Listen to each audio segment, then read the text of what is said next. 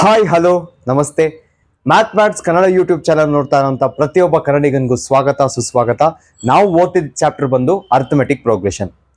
Last ವಿಡಿಯೋಲಿ ನಾವು arithmetic progression ಹೆಂಗ್ ಡಿಫೈನ್ ಮಾಡೋದು ಅಂತ ಕಲ್ತ್ವಿ ಅಂಡ್ ಎರಡು ಹೊಸ ಹೆಸರನ್ನ ಕಲ್ತ್ವಿ ಈ ಚಾಪ್ಟರ್ ಅಲ್ಲಿ. ಫಸ್ಟ್ ಒನ್ ಬಂದು ಸೀಕ್ವೆನ್ಸ್ ಅಲ್ಲಿ ಇರುವಂತ ಪ್ರತಿಯೊಂದು ನಂಬರ್ನ ಟರ್ಮ್ ಅಂತ ಕರೀತಾರೆ, the denoted by N. Second ಹೆಸರು ಬಂದು ಒಂದು ಫಿಕ್ಸ್ಡ್ ನಂಬರ್ನ ಆಡ್ ಮಾಡ್ತೀವಿ, ಆ ಫಿಕ್ಸ್ಡ್ ನಂಬರ್ ಎಪಿ ಅಲ್ಲಿ ಅದನ್ನ ಎಪಿಲಿ ಸೀಕ್ವೆನ್ಸ್ ಅಲ್ಲಿ ಎರಡಲ್ಲೂ ಆ ಫಿಕ್ಸ್ಡ್ ನಂಬರ್ನ ಕಾಮನ್ ಡಿಫರೆನ್ಸ್ ಅಂತ ಕರಿತೀವಿ. We represented using D. So ಅಲ್ಲಿಗೆ ಸ್ಟಾಪ್ ಮಾಡಿದ್ವಿ. ಕಾಮನ್ ಡಿಫರೆನ್ಸ್ ಬಗ್ಗೆ ಮತ್ತಷ್ಟು ವಿಷಯಗಳನ್ನ ತಿಳ್ಕೊಳ್ಳೋಣ ಈ ಕ್ಲಾಸ್ ಅಲ್ಲಿ. ಅದಕ್ಕೆ ನಾನೊಂದು ಫಸ್ಟ್ ಎಕ್ಸಾಂಪಲ್ ತಗೋತೀನಿ. 1, 4, 7, 10 and 13. ಆಲ್ರೆಡಿ ಹೇಳಿದ್ದೀನಿ, I am taking example of sequence. So ನಾನು ಏನ್ ಬರ್ತಿದ್ದೀನಿ ಇದು ಒಂದು ಸೀಕ್ವೆನ್ಸ್ ಅಂತಾನೆ ಕನ್ಸಿಡರ್ ಮಾಡೋಣ. And you can consider this also as a AP, arithmetic progression ಅಂತಾನು ಕನ್ಸಿಡರ್ ಮಾಡ್ಬೋದು. ಈಗ 1, 4, 7, 10, 13 ಯು ಆರ್ ಇನ್ಕ್ರೀಸಿಂಗ್. ಎಷ್ಟು ಇನ್ಕ್ರೀಸ್ ಮಾಡ್ತಿದ್ದೀರಾ? You are increasing 3. ಅಂದ್ರೆ ಪ್ರತಿಯೊಂದು ಟರ್ಮ್ಗೂ you are adding 3 plus 3 plus 3 plus 3 plus 3. Correct, ಇದು ಆಲ್ರೆಡಿ ಹೇಳ್ಕೊಟ್ಟಿದ್ದೀನಿ. ಸೊ ಒಂದು ಫಿಕ್ಸ್ಡ್ ನಂಬರ್ ಆಡ್ ಮಾಡ್ತಿದ್ದೀರಾ ಅಂದ್ರೆ ಅದನ್ನ ಕಾಮನ್ ಡಿಫರೆನ್ಸ್ ಅಂತ ಕರೀತಾರೆ.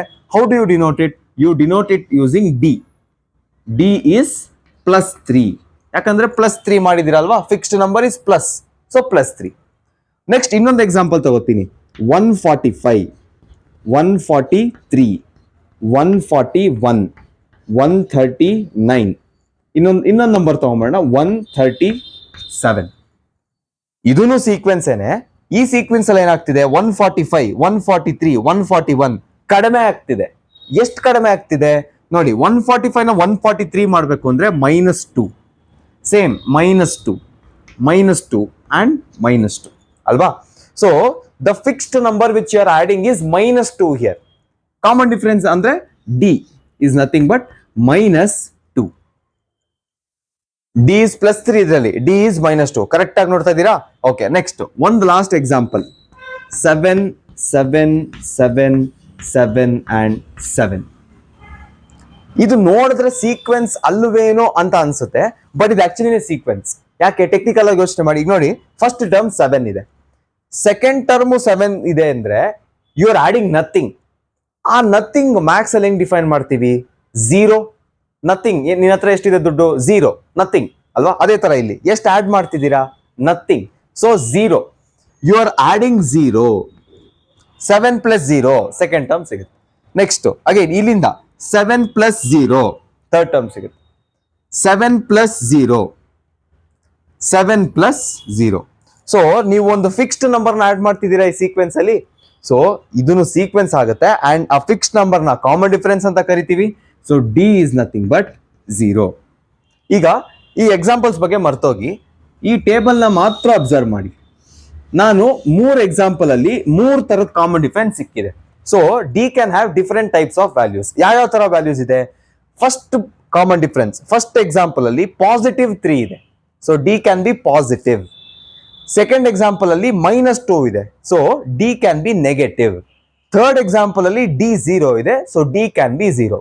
ಸೊ ಯಾವ ವ್ಯಾಲ್ಯೂಸ್ ತಗೊಳುತ್ತೆ common difference? Positive, negative and 0 also.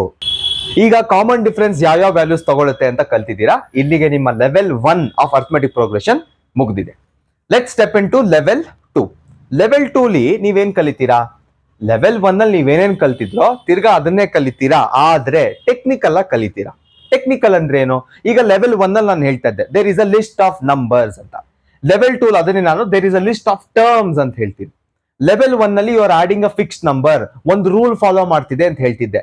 Level 2 ಲಿ you are adding a common difference ಅಂತ ಹೇಳ್ತೀನಿ. ಸೊ ಟೆಕ್ನಿಕಲಿ ಅಂದಾಗ ನೀವು ಅದನ್ನ ಮ್ಯಾಚ್ ಮಾಡ್ಕೋಬೇಕು. ಓಕೆ, ಸ್ಟಾರ್ಟ್ ಮಾಡೋ ಲೆವೆಲ್ 2 ನ. ಓಕೆ, ಲೆವೆಲ್ 2 ನ ನಾನು ಒಂದು ಒಳ್ಳೆ ಎಕ್ಸಾಂಪಲ್ ಇಂದ ಸ್ಟಾರ್ಟ್ ಮಾಡ್ತೀನಿ. ಮತ್ತೆ ಅದೇ ಸಾಲ್ವಿಂಗ್ ಪ್ರಾಬ್ಲಮ್ಸ್ ಎಕ್ಸಾಂಪಲ್ ಕೊಡ್ತೀನಿ. ಯಾಕಂದ್ರೆ ಆ ರೀತಿ ನಿಮ್ಗೂ ಗೊತ್ತಾಗುತ್ತೆ ಪ್ರತಿದಿನ ಪ್ರಾಬ್ಲಮ್ಸ್ ಮಾಡಿದ್ರೆ ಎಷ್ಟು ಯೂಸ್ ಆಗುತ್ತೆ, ಕನ್ಸಿಸ್ಟೆನ್ಸಿ ಅಂದ್ರೆ ಏನು ಅಂತ ಗೊತ್ತಾಗುತ್ತೆ. ಓಕೆ, ಶ್ಯಾಮ್ ಅನ್ನೋ ಒಬ್ಬ ಹುಡುಗ ಇದ್ದ. ಅವನು ಒಂದು ಚಾಪ್ಟರ್ ಒಂದು ಕಾನ್ಸೆಪ್ಟ್ ನ ಕಲ್ತ. ಮನೆಗೆ ಹೋಗಿ ಕಾನ್ಸೆಪ್ಟ್ ಪ್ರಾಬ್ಲಮ್ಸ್ ನ ಸಾಲ್ವ್ ಮಾಡೋಣ ಅಂತ ಸ್ಟಾರ್ಟ್ ಮಾಡ್ದ. ಫಸ್ಟ್ ಡೇ ಅವನು 5 ಪ್ರಾಬ್ಲಮ್ ನ ಸಾಲ್ವ್ ಮಾಡ್ದ. ಓಕೆ, ನೆಕ್ಸ್ಟ್ ಪ್ರತಿಯೊಬ್ಬ ಒಳ್ಳೆ ಸ್ಟೂಡೆಂಟ್ಗೂ ಆ ಕ್ಯೂರಿಯಾಸಿಟಿ ಇರುತ್ತೆ, ನೆಕ್ಸ್ಟ್ ಏನಿದೆ, ಯಾವಾಗ ಚಾಪ್ಟರ್ ಮುಗೀತ್ ನೋಡೋಣ ಅಂತ ಅಲ್ವಾ. ಆ ಕ್ಯೂರಿಯಾಸಿಟಿ ಅವನು ನೋಡಿದ್ಮೇಲೆ ಅವನಿಗೆ ಗೊತ್ತಾಯ್ತು ಈ ಚಾಪ್ಟರ್ ಸಾಲ್ವ್ ಮಾಡೋ ಅಷ್ಟರಲ್ಲಿ ತುಂಬಾ ಪ್ರಾಬ್ಲಮ್ಸ್ ಇದೆ, ಪ್ರತಿದಿನ 5 ಮಾಡಿದ್ರೆ ಸಾಕಾಗಲ್ಲ. ನೆಕ್ಸ್ಟ್ ಮಿನಿಟ್ ಅವ್ನು ಡಿಸೈಡ್ ಮಾಡ್ದ, ಅವ್ನು ಫಿಕ್ಸ್ ಆದ ಮೈಂಡ್ ಅಲ್ಲಿ ಪ್ರತಿದಿನ ನಾನು 10 ಪ್ರಾಬ್ಲಮ್ ವಿತೌಟ್ ಫೇಲ್ ಮಾಡೇ ಮಾಡ್ತೀನಿ. ಡಿಸೈಡ್ ಆಗ್ಬಿಟ್ಟ ಅವನು. ಓಕೆ, ಈಗ ನಿಮಗೆ ಅರ್ಥಮೆಟಿಕ್ ಪ್ರೋಗ್ರೆಷನ್ ನಾಲೆಜ್ ವಾಪಸ್ ಬರ್ಬೇಕು ನೀವು. ಈಗ ಯೋಚನೆ ಮಾಡಿ, ಸೇಮ್ ಸ್ಟೋರಿ. ಫಸ್ಟ್ ಡೇ ಎಷ್ಟು ಪ್ರಾಬ್ಲಮ್ ಸಾಲ್ವ್ ಮಾಡ್ದ? 5 ಪ್ರಾಬ್ಲಮ್ ಸಾಲ್ವ್ ಮಾಡ್ದ. ಫಸ್ಟ್ ಡೇ ಫಸ್ಟ್ ಟರ್ಮ್ ಏನಿದೆ ಇಲ್ಲಿ 5 ಪ್ರಾಬ್ಲಮ್ ಇದೆ, ಅಂದ್ರೆ A1 is equal to 5. Next second day ಇಂದ ಎಷ್ಟು ಮಾಡ್ಬೇಕಂತ ಡಿಸೈಡ್ ಮಾಡ್ದ? ಸೆಕೆಂಡ್ ಡೇ ಇಂದ ಅಂದ್ರೆ ನೆಕ್ಸ್ಟ್ ಡೇ ಇಂದ ಅಂತಾನೆ ಅನ್ಕೊಳ್ಳಿ. ನೆಕ್ಸ್ಟ್ ಡೇ ಇಂದ 10 ಪ್ರಾಬ್ಲಮ್ ಮಾಡ್ತೀನಿ, ಫಿಕ್ಸ್ ಆದ. ಫಿಕ್ಸ್ಡ್, ಈ ಫಿಕ್ಸ್ಡ್ ನಂಬರ್, ಒಂದು ನಂಬರ್ ಫಿಕ್ಸ್ ಮಾಡ್ಕೊಂಡ. ಆ ಫಿಕ್ಸ್ ನಂಬರ್ ನ ಏನಂತ ಕರೀತಾರೆ? Common difference. Common difference is denoted by D. D is nothing but 10. ನಿಮಗೀಗ 2 information ಕೊಟ್ಟಿದ್ದೀನಿ, ಒಂದು ಫಸ್ಟ್ ಟರ್ಮ್, ಒಂದು ಕಾಮನ್ ಡಿಫರೆನ್ಸ್. ಸೀಕ್ವೆನ್ಸ್ ನೀವೇ ಕನ್ಸ್ಟ್ರಕ್ಟ್ ಮಾಡ್ತೀರಾ? ಒಂದು 5 ದಿನದಲ್ಲಿ ಎಷ್ಟು ಪ್ರಾಬ್ಲಮ್ ಮಾಡ್ದ ಅಂತ ಕಂಡುಹಿಡಿಯೋಣ. ಓಕೆ, ಈಗ A1 ಆಲ್ರೆಡಿ ಕೊಟ್ಟಿದ್ದೀನಿ. ಸೀಕ್ವೆನ್ಸ್ ಅಲ್ಲಿ A1 ಅಂದ್ರೆ ಫಸ್ಟ್ ಟರ್ಮ್. ನೆಕ್ಸ್ಟ್ ಏನ್ ಫೈಂಡ್ ಮಾಡ್ಬೇಕು ನೀವು? ಸೆಕೆಂಡ್ ಟರ್ಮ್ ಫೈಂಡ್ ಮಾಡ್ಬೇಕು. ಸೆಕೆಂಡ್ ಡೇ ಎಷ್ಟು ಪ್ರಾಬ್ಲಮ್ ಮಾಡ್ದ ಅಂತ ಫೈಂಡ್ ಮಾಡ್ಬೇಕು. ಹೆಂಗ್ ಫೈಂಡ್ ಮಾಡ್ತೀರಾ? ಎಲ್ಲದಕ್ಕೂ, ನಿಮ್ಮ ಎಲ್ಲಾ ಪ್ರಾಬ್ಲಮ್ಸ್ಗೂ ಉತ್ತರ ಇರೋದು ಅರ್ಥಮೆಟಿಕ್ ಪ್ರೋಗ್ರೆಷನ್ ಡೆಫಿನೇಷನ್ ಅಲ್ಲಿ. Each term is obtained by adding common difference to the previous term. ನೋಡಿ, ನಿಮಗ್ ಬೇಕಾಗಿರೋದೇನು? Second term. ಇವಾಗ A2 is equal to, you are adding common difference. Adding common difference. ಎಲ್ಲಿಗೆ ಆಡ್ ಮಾಡ್ತಿದ್ದೀರಾ? A2 ಅಂದ್ರೆ preceding term A1 to the preceding term A1. A1 ನಿಮಗೆ ಗೊತ್ತಿದೆ, D ನಿಮಗೆ ಗೊತ್ತಿದೆ. A1 ವ್ಯಾಲ್ಯೂ ಏನು? 5, which is equal to 5 plus common difference is 10 is equal to 15. Next 15, second term is 15. Next A3 find ಮಾಡಬೇಕು. Same ನಾವಿಲ್ಲಿ ಏನ್ ಮಾಡಿದ್ವು ಅದನ್ನೇ ತಿರ್ಗಾ ರಿಪೀಟ್ ಮಾಡ್ತೀವಿ. A3 is equal to, you are adding common difference to the previous term. A3 ಗೆ previous term ಬಂದು A2. So A2 value ಏನು? 15. 15 ಪ್ಲಸ್ ಕಾಮನ್ ಡಿಫರೆನ್ಸ್ ಸೇಮ್ ಇರುತ್ತಲ್ವಾ, ಸೊ 10, 25. ಸೊ ಥರ್ಡ್ ಡೇ ಅವನು 25 ಪ್ರಾಬ್ಲಮ್ ಸಾಲ್ವ್ ಮಾಡಿರ್ತಾನೆ. Next A4. ಈಗ first common difference ಬರೆದು term ನ ಬರೆಯಲ್ಲ, ಸ್ಟ್ರೈಟ್ ಆಗಿ ಬರೀತೀನಿ. A4 ಪ್ರಿಸೀಡಿಂಗ್ ಟರ್ಮ್ ಏನು? A3. You are adding common difference to the preceding term. ಏನ್ ಸಿಗುತ್ತೆ ಇಲ್ಲಿ? A3 ಏನು? A3 is 25. So 25 plus 10, 35. Next A5 ಮಾಡಿ ಸ್ಟಾಪ್ ಮಾಡೋಣ. A5 is equal to A4 plus D. A4 ಏನು? 35. So 35 plus 10, 35 plus 10 is equal to 45. So A5 is 45. ಈಗ ನೋಡಿ, ಇದೇ ತರದ್ದು ಒಂದು ಟೇಬಲ್ ನ ನೀವು ಅದು given list of numbers sequence ಇಲ್ವಾ ಅಂತ ಫೈಂಡ್ ಮಾಡುವಾಗ ಇದೇ ತರ ಟೇಬಲ್ ಮಾಡಿದ್ರಾ? ಸೊ ನೀವು ಇದನ್ನೇ ಟೆಕ್ನಿಕಲ್ ಆಗಿ ಕಲಿತಾ ಇದ್ದೀರಾ ಅಷ್ಟೇ. ಓಕೆ, ಈಗ ಇನ್ನೊಂದು ಅಬ್ಸರ್ವ್ ಮಾಡ್ಬೇಕು ನೀವು. ನಿಮಗೆ ಕೊಟ್ಟಿದ್ದು ಫಸ್ಟ್ ಟರ್ಮ್ ಆಮೇಲೆ ಕಾಮನ್ ಡಿಫರೆನ್ಸ್. ಸಪೋಸ್ ಮುಂದೆ ಪ್ರಾಬ್ಲಮ್ಸ್ ಅಲ್ಲೂ ಅಷ್ಟೇ, ಫಸ್ಟ್ ಟರ್ಮ್ ಕೊಟ್ಟು ನಿಮಗೆ ಕಾಮನ್ ಡಿಫರೆನ್ಸ್ ಕೊಟ್ರೆ ನೀವು ಈಸಿಯಾಗಿ ಅರ್ಥಮೆಟಿಕ್ ಪ್ರೋಗ್ರೆಷನ್ ನ ಕನ್ಸ್ಟ್ರಕ್ಟ್ ಮಾಡಬಹುದು. ಈಗ same Sham story, but there is a twist. ಏನು ಟ್ವಿಸ್ಟ್ ನೋಡಿ? Given here is a list of terms. Each term is telling how many problems Sham solve each day. Okay, find the first term and find the common difference. So ನೀವು ಯೋಚನೆ ಮಾಡಿದ್ರೆ, previous ಆಗಿ ನಾನು first term common difference ಕೊಟ್ಟಿದ್ದೆ, ನೀವು ಇಡೀ sequence ನ construct ಮಾಡಿದ್ರಿ. ಈಗ ನಾನು ನಿಮಗೆ ಬರೀ ಸೀಕ್ವೆನ್ಸ್ ಕೊಡ್ತಾ ಇದ್ದೀನಿ. I am asking you to find the first term and common difference. Okay, ಏನೇನ್ ಫೈಂಡ್ ಮಾಡಬೇಕು? First term and common difference. Okay, ನೋಡಿ, ಒಂದು ಸೀಕ್ವೆನ್ಸ್ ಕೊಟ್ಟು ಅದರಲ್ಲಿ ಫಸ್ಟ್ ಟರ್ಮ್ ಫೈಂಡ್ ಮಾಡಿ ಅಂತ ಕೇಳೋದು the most easiest thing to be asked. ಯಾಕೆ ಅಂದ್ರೆ ನೋಡಿ, ಸೀಕ್ವೆನ್ಸ್ ಇದೆಯಾ? ಎಷ್ಟು ಟರ್ಮ್ಸ್ ಇದೆ? 5 ಟರ್ಮ್ ಇದೆ. First term, second term, third term, fourth term, fifth term. ಎಲ್ಲಿಂದ ಸ್ಟಾರ್ಟ್ ಆಗಿದೆಯೋ ಅದೇ ಫಸ್ಟ್ ಟರ್ಮಾ? ಸೊ ಫಸ್ಟ್ ಟರ್ಮ್ ಇದ್ರಲ್ಲಿ ಯಾವುದು ಅಂತ ಕೇಳಿದ ತಕ್ಷಣ ನಿಮ್ಮೆಲ್ಲರೂ ಕಣ್ಣು 5 ಕಡೆಗೆ ಹೋಗುತ್ತಾ? So A1 is equal to 5. First term find ಮಾಡ್ಬಿಟ್ರಿ. ಈಗ ಸೆಕೆಂಡ್ ಕಾಮನ್ ಡಿಫರೆನ್ಸ್. ಸೊ ಈ ಕಾಮನ್ ಡಿಫರೆನ್ಸ್ ಅನ್ನೋದು ನಮಗೆ ಆಲ್ರೆಡಿ ಗೊತ್ತಿದೆ, ಬಟ್ ಹೆಂಗ್ ಫೈಂಡ್ ಮಾಡೋದು? ಕಾಮನ್ ಡಿಫರೆನ್ಸ್ ಅನ್ನೋದು ಹೊಸ ವಿಷಯ ನಮ್ಗೆ. ಓಕೆ, ಸೊ ಒಂದ್ ಕೆಲಸ ಮಾಡೋಣ. ನಾನು ಹೇಳಿದ್ದೆ ಮೊದಲೇ, ನಿಮ್ಮ ಎಲ್ಲಾ ಪ್ರಾಬ್ಲಮ್ಗೂ solution definition of arithmetic progression ಏನಿದೆ ಅದರಲ್ಲಿ? Each term is obtained by adding common difference to the previous term. So ಅದೇ ಸೆಂಟೆನ್ಸ್ ನಾನು ಪ್ರೀವಿಯಸ್ ಆಗಿ ಹೇಳಿದೆ. ಸೊ ಮ್ಯಾಥಮೆಟಿಕಲ್ ಆಗಿ ಕನ್ವರ್ಟ್ ಮಾಡ್ಕೊಂಡ್ರೆ ನನಗೆ ಈ ಫಾರ್ಮ್ ಸಿಕ್ತು ಅಲ್ವಾ? ಈಗ ಕಾಮನ್ ಡಿಫರೆನ್ಸ್ ಹೆಂಗ್ ಫೈಂಡ್ ಮಾಡೋದು? ಫಸ್ಟ್ ಈಕ್ವೇಶನ್ ಅಬ್ಸರ್ವ್ ಮಾಡಿ. A2 is equal to A1 plus D. ಇಲ್ಲಿದೆ ಕಾಮನ್ ಡಿಫರೆನ್ಸ್. ಈಗ ಕಾಮನ್ ಡಿಫರೆನ್ಸ್ ಬೇಕು ಅಂದ್ರೆ I will shift A1 to the left hand side. So ಏನ್ ಸಿಗುತ್ತೆ ನನಗೆ? you will get a2 minus a1 is equal to d. D value ಬೇಕು ನಂಗೆ, a2 minus a1 shift ಮಾಡಿದ್ರೆ ನನಗೆ ವ್ಯಾಲ್ಯೂ ಸಿಗುತ್ತೆ. ಈಗ ನೋಡಿ ಯೋಚನೆ ಮಾಡಿ, ಎಕ್ಸಾಂಪಲ್ ನೋಡಿ, a2 ಏನು 15 minus 5 10, ಕಾಮನ್ ಡಿಫರೆನ್ಸ್ ಇಸ್ 10 ಬಂದ್ಬಿಡ್ತು. ಓಕೆ, ನಾನು ಇವಾಗ ವ್ಯಾಲ್ಯೂಸ್ ಬಗ್ಗೆ ಅಷ್ಟು ಯೋಚನೆ ಮಾಡಲ್ಲ, ಟೆಕ್ನಿಕಲ್ ಇನ್ಫಾರ್ಮೇಶನ್ ಮಾತ್ರ ಕೊಡ್ತಾ ಹೋಗ್ತೀನಿ. ಸೆಕೆಂಡ್ ಇಕ್ವೇಶನ್ ನೋಡಿ, a3 is equal to a2 plus d. D ಇದೆ, ತಿರ್ಗಾ ಡಿ ಬೇಕು ಅಂದ್ರೆ ನಾನು ಏನ್ ಮಾಡ್ಬೋದು, a3 minus a2 is equal to d.